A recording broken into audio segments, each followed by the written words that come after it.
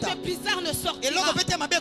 Vigilance. Je veux que tu proclames et que tu dises à ton frère, c'est le temps de vigilance. Des faux se sont sentis à l'aise parce qu'on a tué les sentinelles. Le mal peut se commettre, mais pourvu qu'il y ait des hommes et des femmes qui le dénoncent. Vigilance.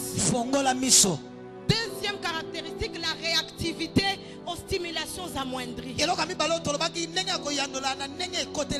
c'est là où il y a mon cœur là-bas. Alléluia. Amen. Vous savez, dans la pensée de Dieu, alors que quelque chose se fait ou se dit, nous devons réagir tantôt dans un sens, tantôt dans un autre. Dans 2 Samuel chapitre 23, verset 11 au verset 13, parlant de l'histoire de Shamma. J'aime cet homme, ce vaillant homme de David. Alors que les Philistins sont venus avec un but de lui voler le champ des lentilles, et que tous les siens se sont enfouis, c'est ce que la Bible déclare. Il s'est tenu au milieu du champ. Oui, au milieu du champ, pour pouvoir combattre. Et la Bible déclare que le Seigneur lui a accordé une délivrance, une grande délivrance. Mes frères et sœurs, il y a des délivrances qu'on ne vit plus. Parce que quand les Philistins de 1 arrivent, nous nous fuyons, nous leur tournons le dos. Pourquoi? Parce que nous sommes seulement devenus une église qui prend tout, qui accepte tout. Il n'y a pas de réaction. Pourquoi est-ce qu'un enfant pleure quand on le chiffre? Parce qu'il réagit. Parce qu'il réagit. Il sent qu'il a mal, il doit réagir.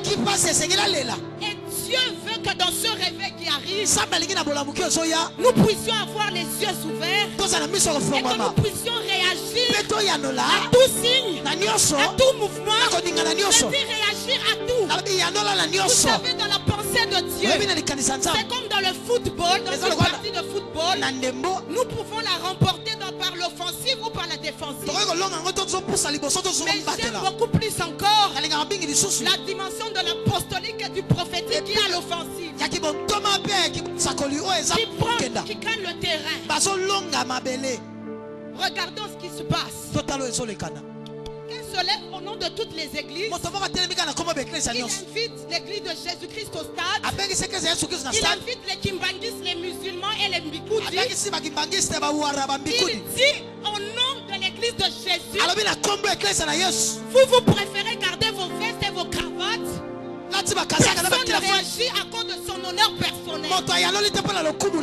Que Jésus descende en nouveau, ou que c'est toi et moi qui devons réagir à ce genre de choses. Je cherche bien la caméra qui est devant moi. Je lui demande d'arrêter ces choses.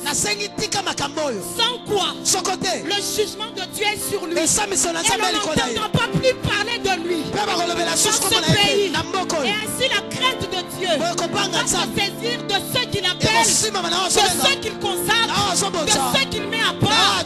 Et la pauvreté revient à nouveau dans l'église.